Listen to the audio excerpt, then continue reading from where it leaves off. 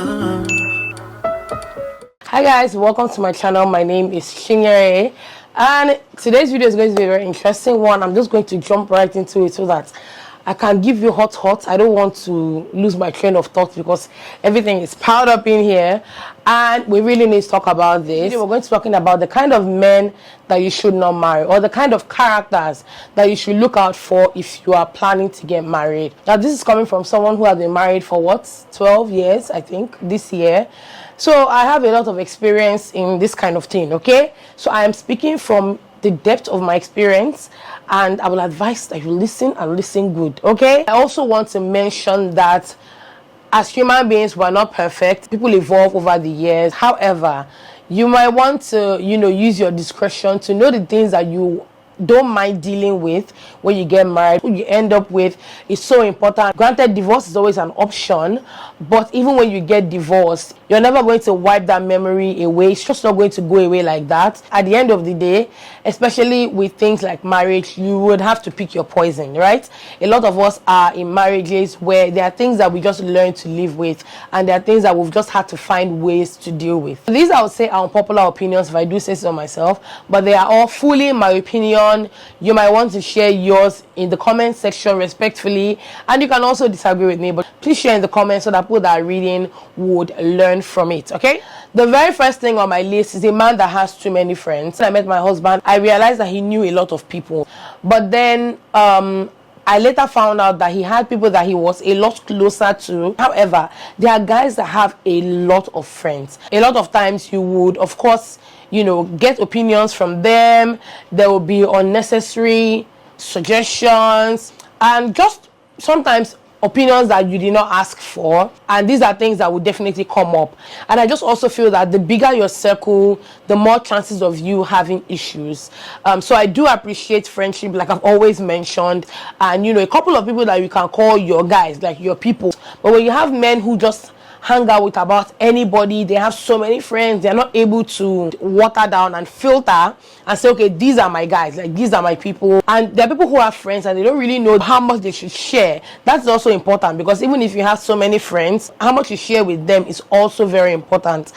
We all have different friends that play different roles in our lives. You have friends that you can tell this, you have friends that you don't need to mention that to. However, there are people who do not know how to create that boundary, with the different friends that they have. So that is one kind of person I would say you should stay away from, if you want to and if you can. So my second one is men who do not believe that their wives should get allowances, especially if they are stay-home moms.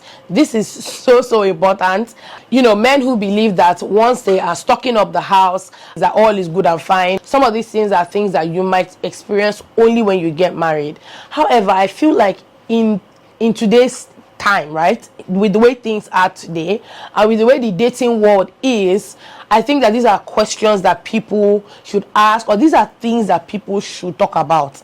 In-depth discussions that are meaningful and that will have a huge impact on your marriage or your relationship in the future. So people need to have discussions like this instead of just hopping from restaurant to restaurant. After you eat, you go to cinema. These are important discussions that you should have. If you look at the situation of things and you know that you're getting married and, things require, or situation requires that your wife stays home to care for the children, or, she just can't go back to work for whatever reason, or she doesn't have a job, then you need to be with someone who knows that you require an allowance. I think that as adults, it's very irritating when you always have to come to somebody to ask for money for the most minor things. Agreed, I know people will say it's good for you to have an income of your own, but not everybody starts from there. All of these things, they build up over time. For starters, or for someone who hasn't gotten to that point where they're able to do that, your partner should know that you deserve an income every month. For the fact that he has a salary, he has an income coming in every single month, he should be able to portion out a particular amount of money and say, this is what I want you to use. Just take care of yourself. you know, I mean, it is thoughtful. It is very thoughtful to do that. I think that a lot of men get married and they just believe that there's a roof over the woman's head, that she needs nothing else. So if she wants to make her hair, she has to come and explain to you. If she wants to buy shoes, she has to come and tell you, oh, I want to buy shoes, please can you give me this amount of money? But when you cut out a particular amount of money and say this is yours, you as a woman, you're able to figure out what to do with that money. I'm not saying that it is necessary for your man to always give you the amount of money that you require, because money is never enough, depending on how you guys are starting up and how much he can actually let go of. So it now falls on you to know how to manage that money, right? So you know that if you're giving a certain amount of money and you want to do your hair and your nails and you want to buy shoe that particular month, and you know the money cannot carry it, at least you're able to kind of portion that money in a way that, you know, you do the ones that you can do and then you leave the other ones for later. Another one is a man who does not know how to cook. Yes, I said it. And not only does he not know how to cook, he thinks it's okay for him to not know how to cook. Now, there have been situations, and there will always be situations where one person may not be fit enough to get into the kitchen. And if you have children and you cannot afford a chef, or something happens, households are different, people run their homes differently. I'm just saying it is okay for men to actually know how to cook. Cooking is not the woman's job alone. I think we're all trying to be as flexible as we can in our roles as human beings before we become husband and wife. So not knowing how to cook and feeling that it's okay to not know how to cook is a red flag. It's a big red flag. It's like a sub point under this particular point. Men who say that they want to eat only food that their wife prepares is a big ass red flag. If a man tells you that the only food he wants to eat is the food that you cook, please don't think that he's doing you a favor. Don't think that he's blowing your head. We not come to this life to come and eat. A lot of us, even as younger girls, I'm sure if someone had told me that as a young girl, I would have been like, oh my God, he really loves me. He wants to eat just my food. He doesn't want to eat any woman's food. It's a scam, dear. It's a scam. And it's suffering on your head. Be with somebody who is open to hiring a chef, who is open to buying food when the need arises, because life happens, okay? Situations happen. Inconveniences happen, and things may not always work according to plan. So someone that says, I only want to eat the food that my wife cooks, please, red flag. Red flag. Another one is a man who does not support delegation, i.e. men that say, I don't want house help, I don't want nanny, I don't want cook, I don't want cleaner. So who is going to do all of this? Who? Why this also annoys me is because a lot of times when I hear stories like this, it hurts me so much, because a lot of women need these things. They want to have extra hands, and then their partners use the fact that they can afford to pay these people as a weapon.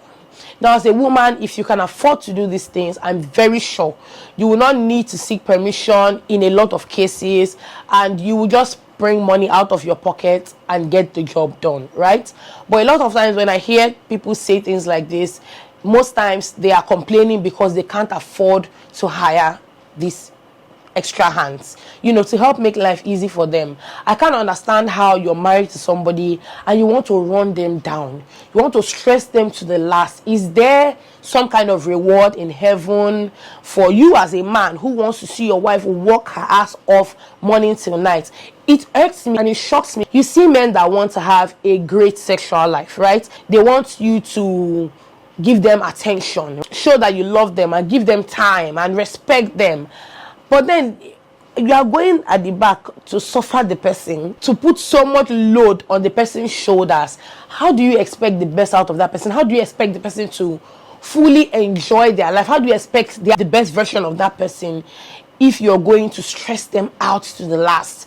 You see women who have children who don't have help because their husbands don't want help.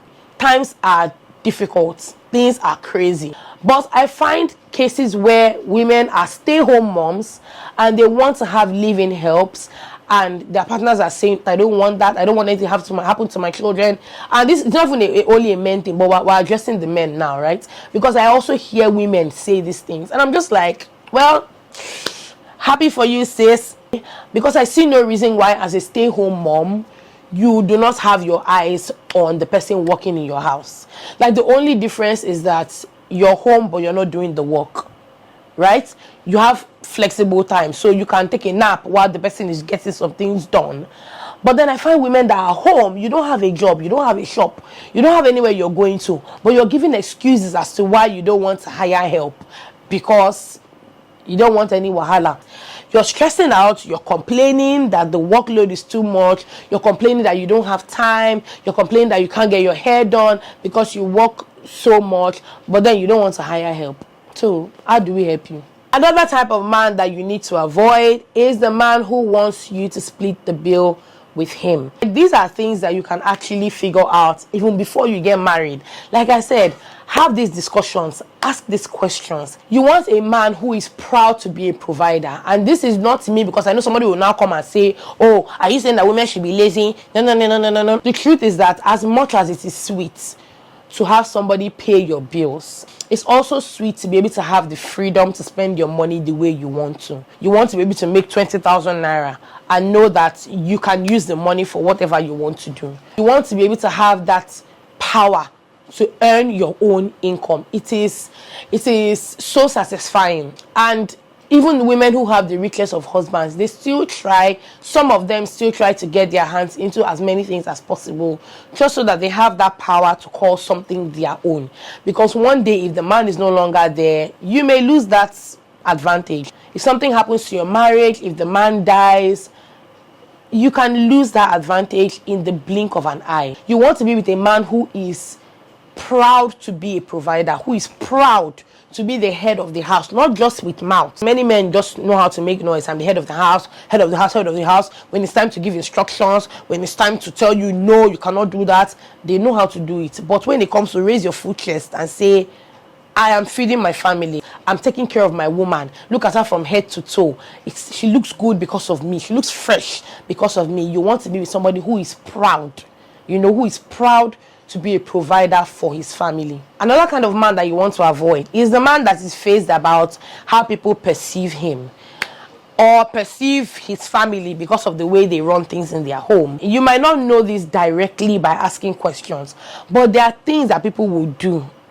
Little things that people would do that would make you understand this is the kind of person that this person is. You find that there are men that don't let things happen in their families, not because they are not comfortable with it, right? It's because they are thinking of what people will say. What will they see? What will they think? How will they see me? A whole me. How will they see me? You want to run away from those kind of people. Run. I like people who do things with their full chest. Like, do it because you want to do it. Life is too short. I don't know if any of you has experienced death before. And I can tell you that there was a switch. When you continue to live by what people will think, you will not live your life. If you're with somebody who cares about what people say, that means they will even limit themselves, and they will in turn limit you and the things that you want to do and the things that you want to achieve in your life. So these are things that you need to look out for, and you need to run when needed. Run, my dear sister, run. I hope you guys enjoyed this video. If you have any others to share with me, share with us, please. Thank you so much for watching. If you're not subscribed, please subscribe and give this video a thumbs up. I will see you guys in my next video.